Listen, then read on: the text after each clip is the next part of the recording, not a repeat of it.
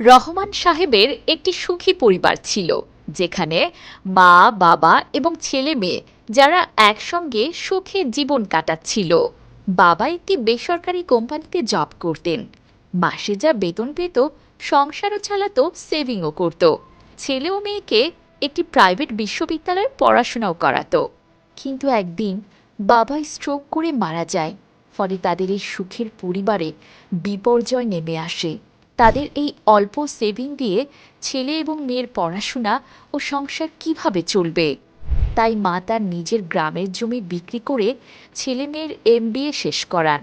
ছেলে একটি কর্পোরেট অফিসে জব পায়, কিন্তু তাদের স্বপ্ন ছিল নিজের একটি বাড়ি তৈরি করা।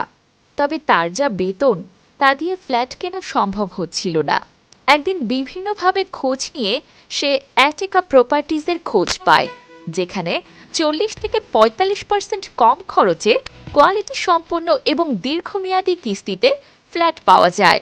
সে তার মাকে নিয়ে অ্যাটিকা অফিসে এসে জমির শেয়ার কিনে নেয়। 30 মাস পর ফ্ল্যাটের চাবি হাতে নিয়ে সে তার মাকে বুঝিয়ে দেয়।